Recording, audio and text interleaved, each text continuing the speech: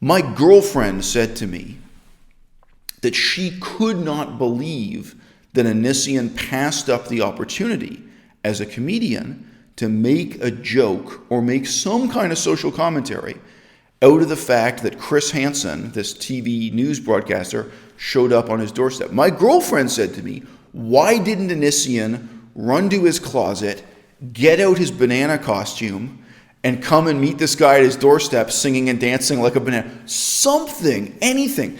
If you are a comedian, why can't you step it up and take advantage of this opportunity as a comedian? But we can also say, if you're a political commentator, if you're an activist, if you're a social justice warrior, whoever you think of yourself, advocating for a cause or a message, some kind of attempt to make the world a better place, then also these opportunities, why can't you step up, and have something meaningful to say, take advantage of it in that way, to deliver some kind of message, to examine some kind of social or political problem. As soon as you commit to that idea of yourself as a creator, creating content for an audience, there's something much, much scarier than losing the audience.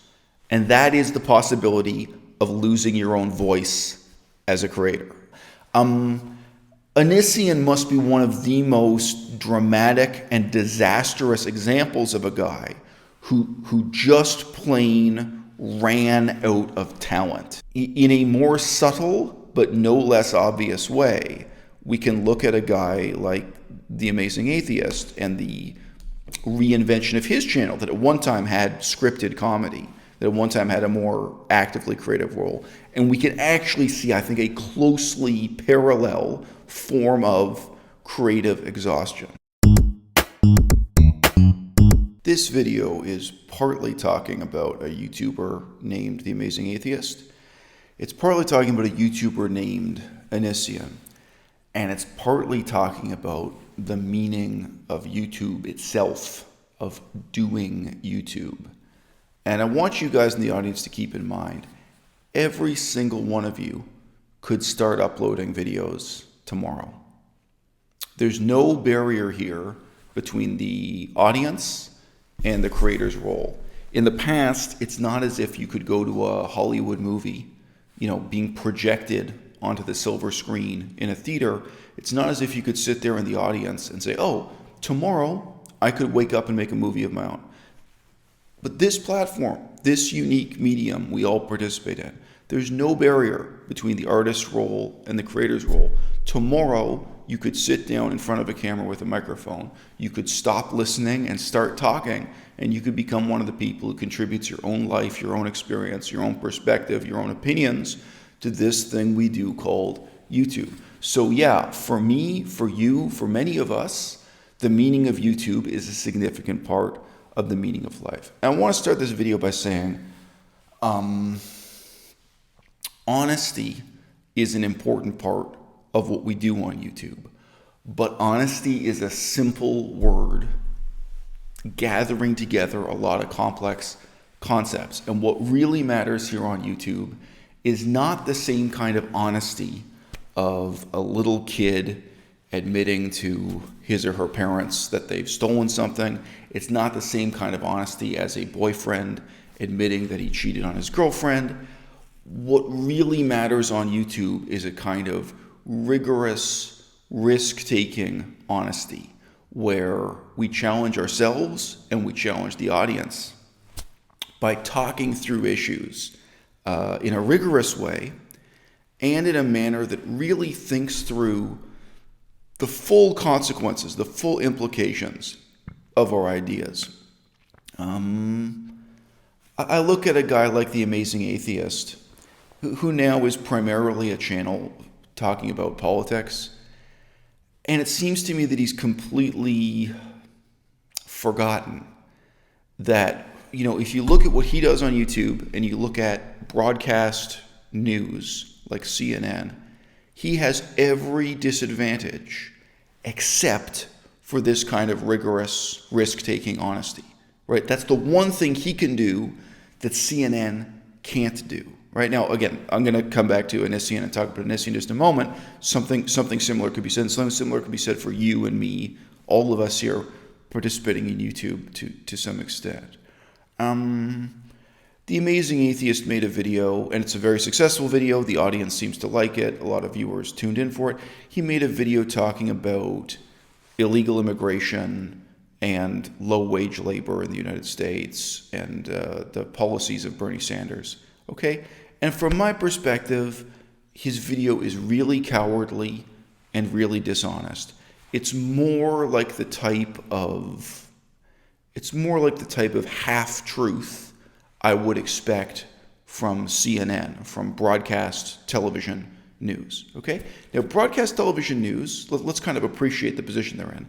They have to be a little bit dishonest and a little bit censored, and, they have to have this veneer of professionalism.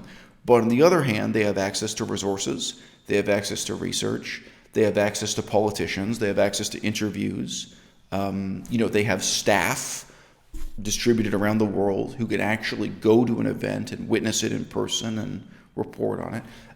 CNN has many, many advantages over a YouTuber, right? But a YouTuber can come on camera and really talk through the issues in all their implications in a kind of radically, unsettlingly honest way, where we talk about what it means to us, what it could mean in the future, where we really think things through and deal with the unthinkable consequences of these ideas, of these political policies, and maybe of the decisions we make in our own lives, so on and so forth, right? I mean, not every video has to be deeply personal. It could be political. It could be economic. And I'm sitting there watching this guy. Of course, he's one of the original. He's one of the guys who redefined this medium and how it works. And he redefined it just through his own brainless, self-indulgent shenanigans. Like, I'm not saying that the Amazing Atheist was a theorist or a philosopher who came here on YouTube and changed the way YouTube works. He was a reckless idiot, but he improvised and innovated and changed the way YouTube works. And I would say that about Onision too. Onision is a complete idiot. But for a lot of us, he made us all think differently about the creative role of a full-time YouTuber or a professional YouTuber, or what it meant to aspire to do YouTube as a job, whether under the heading of commentary or comedy or even politics or even activism. All these people are in part kind of leaders of political opinion and activism. If we can't come on camera and really be honest, recklessly honest, risk-takingly honest, if the Amazing Atheist can't come on camera and really talk through illegal immigration and its implications for low-wage labor in the United States, if he has to be this much of a coward and be self-censored, also self-centered, it's both. If he has to be self-censored and carefully couch his terms and make all these mealy-mouthed excuses, if that guy can't sit down and really talk through the hypocrisies and contradictions in the political platform of Bernie Sanders, who can? Like, who are you going to tune into? Because you can't get that. You can't get that from CNN. Now, I'll give you a really brief example. I am going to come back to Onision here. It bothers me that I read seemingly respectable research reports about Bernie Sanders discussing the knock-on effects, the economic effects of his proposal for a $15 minimum wage. And these are completely dishonest. They're completely lacking this kind of honesty. And sir, you can Google around right now, and you'll see these reports. They look very respectable. They're made by political action committees and lobbying groups, various kinds of pro-Bernie Sanders political forces that are out there, and they'll reassure you that all kinds of experts and professors and even leaders of industry, various sectors of the economy, they support a $15 minimum wage, and there are only positive things to say about a $15 minimum wage, and there's absolutely nothing negative to say about a $15 minimum wage. Now, okay, one possible negative aspect to think through is what the Amazing Atheist was trying to wrestle with, that if wages in the United States are radically higher than South America, Central America, Latin America, then obviously people will want to come from those countries to the United States to work at those higher wages.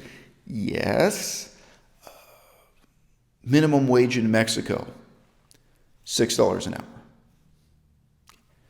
You tell me what industry, what form of manufacturing, what form of manual labor would not relocate from the United States to Mexico if in the United States minimum wage is $15 and in Mexico the minimum wage is $6.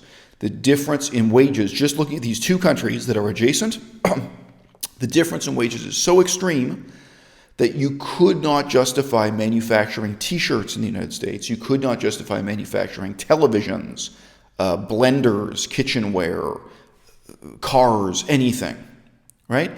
On the contrary, with so radical and fundamental a difference in wages, you could justify relocating American workers to Mexico, getting work permits for American workers to live and work legally in Mexico, where they would get lower wages and also have better purchasing power, probably have a better quality of life than they would in the United States at the same level of wages, right? So anyone now can Google, and nobody does this. I mean, CNN doesn't do this. The Amazing Atheist doesn't do this. Anyone can Google the percentage of the American economy that is comprised of industrial employment. You can also try to get statistics for manufacturing employment specifically. The category of industry is very, very broad. I just note many things are included in industry that are not factory employment, that are not manufacturing. But in any case, and you will see that over time, over the last 40 years, the percentage of the American economy comprised of industry, the percentage of people employed in industry, has gone down and down and down. It's even gone down since 2008, but throughout our lifetimes, going back many, many decades. Why have I never once heard Bernie Sanders or any of his supporters or even any of his critics deal with the question of projecting, estimating for the future what will happen to the American economy, what will happen to American industry, what will happen to American manufacturing if the minimum wage is raised to $15 an hour? It's so fundamental and so obvious a question. You can go through sector by sector. Now, there are some industries that won't move, that won't be able to relocate, right? I mean, okay, fishing, agriculture, yes, but those same industries could also massively switch from legal to illegal employment. And I've lived in countries where that's a huge problem. In Thailand, a huge percentage of the people working on fishing boats are working illegally when I was there, including outright slave labor, really, really bad examples like that. That's one of the reasons it was studied and published about, was the concern about slave labor, not just illegal labor. So farming and fishing, those industries that can't relocate to Mexico, they can start employing people illegally. You could have a huge black market for labor because $15 an hour is unattainable for the employers. You get this kind of response, okay? And on the other hand, every industry that can relocate will relocate. And Mexico is, of course, not the lowest set of wages in the world, not by a long shot. Currently, unemployment in Mexico is only about 3%, 3% or 4%, around there. It varies from month to month. But basically, unemployment rate in Mexico is as close to zero as it can be in this type of economy. There's the whole continent of Africa. There are large parts of Asia. All over the world, there are low-wage places where you can manufacture and then export to the United States. There are many, many options beyond Mexico. But the example of Mexico alone, in a world where the United States adopts a $15 an hour minimum wage, in the absence of other policies to compensate, and I've discussed policies to compensate in the past, if we can't talk this through on YouTube, if we can't really recklessly and honestly talk this through, why does this medium exist? Why are we here? What do we have mouths for? What do we have brains for? What do we have cameras for? Okay? Because I really feel like this kind of honesty, even if you just come on camera and say you don't know, even if you just come on camera and say what I said, I wish there were economists crunching these numbers and doing projections. I wish there were supporters of Bernie Sanders, not even critics, who would attempt to extrapolate and project and estimate what the impacts are. Because currently, if nobody does that, This social cause is just not credible. I've read Bernie Sanders' book. I have it here on my desk, actually.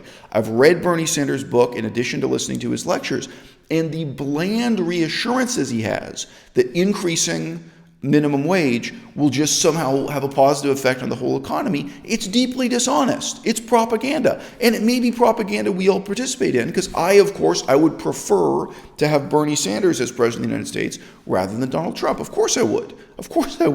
But this is a deep concern. Can't I just at least come on camera and share this concern, this doubt, raise this question in a rigorous, honest way, in a way that challenges me, where I'm challenging myself, where I'm challenging my audience? And if we can't do that, what do YouTube channels like The Amazing Atheist become? The Amazing Atheist was a channel that used to take risks, and it used to take risks creatively. And I just want to say this very briefly. When I take risks as a creator, you in the audience may not feel it, you may not perceive it. What's risky for me may not be seen or felt as risky for you. As soon as you accept the idea that what you're doing here on YouTube is a creative process, as soon as you kind of commit to the idea of yourself as a creator, which not everybody does, and that's fine. Some people just film like their family picnic and upload it to YouTube. That's fine. But as soon as you commit to that idea of yourself as a creator, creating content for an audience, there's something much, much scarier than losing the audience. And that is the possibility of losing your own voice as a creator, all right? What's scarier than losing the audience is the storyteller running out of stories to tell, right? Is looking in the mirror one day and recognizing that you've run out of talent. And of course, one of the most dramatic and extreme examples of this we can all witness is Onision. My girlfriend said to me that she could not believe that Onision passed up the opportunity as a comedian to make a joke or make some kind of social commentary out of the fact that Chris Hansen, this TV news broadcaster, showed up on his doorstep. My girlfriend said to me, why didn't Onision run to his closet, get out his banana costume, and come and meet this guy at his doorstep singing and dancing like a banana? Something, anything. If you are a comedian, why can't you step it up and take advantage of this opportunity as a comedian? But we can also say, if you're a political commentator, if you're an activist, if you're a social justice warrior, whoever you think of yourself, advocating for a cause or a message, some kind of attempt to make the world a better place, then also these opportunities, why can't you step up, and have something meaningful to say, take advantage of it in that way, to deliver some kind of message, to examine some kind of social or political problem? Onision must be one of the most dramatic and disastrous examples of a guy who just plain ran out of talent. Someone like Onision started as a comedian, became creatively exhausted as a comedian, moved on increasingly to doing drama and commentary videos. He began leaning on increasingly this idea of himself as kind of morally superior to his audience, this idea of himself giving morality lectures to his audience. He got addicted to that early on. And then under each one of these headings, he quickly became creatively exhausted. He had nothing to say.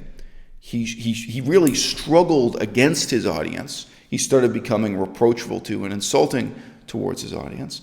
And then how does the story end? It ends with his bizarre current creative collapse, where all he can do is come on camera and feel sorry for himself and demand to know why the audience doesn't feel sorry for himself also. In a more subtle but no less obvious way, we can look at a guy like The Amazing Atheist and the reinvention of his channel that at one time had scripted comedy, that at one time had a more actively creative role. And we can actually see, I think, a closely parallel form of creative exhaustion. In both cases, I think the fundamentally false step they took was in forgetting the role of this kind of radical honesty, right? And honesty, where when you sit down on camera, you're challenging yourself, you're challenging the audience, you're recognizing that we on YouTube will never do what CNN does. I think we will never do what Hollywood does, unless you have a really big budget YouTube channel and a lot of people collaborating and contributing. And YouTube was created as a platform for self-expression. Things changed. The nature of the censorship changed. The nature of the monetization changed. The nature of the opportunity changed, okay? But I think maybe we're forgetting on a really fundamental level what did not change. That this is the medium that for the first time utterly removes that barrier between members of the audience and the filmmaker, or, members of the listening public and the broadcaster, where you and you and you can also step up to take the broadcaster's role. And there's no requirement that you do any research. There's no requirement that you be good looking or talented or hardworking, But I think that one requirement is that you're honest. There's something really valuable about somebody coming on camera and saying, I don't understand. Because that's the one thing nobody on CNN will say. That's the one thing on broadcast news nobody will say. Nobody will read Bernie Sanders' book or listen to Bernie Sanders' speech and just say to you honestly, I don't understand why this guy never deals with the implications of the $15 an hour minimum wage. The Amazing Atheist recent video, nobody will come and say, I don't understand how this guy utterly fails to deal with the implications of immigration policy, illegal immigrants, so on and so forth. He wants to distinguish Donald Trump. There's a huge problem here that could be solved, but could be addressed. But look, even if I don't have the resources in terms of research, I may not have all the answers. But here on YouTube, I can at least have all the right questions. I can share with you my doubts. I can share with you my perspective. And we can challenge one another creatively. That's really the endless horizon of YouTube. Whether you're looking at that horizon in terms of comedy or social commentary or politics.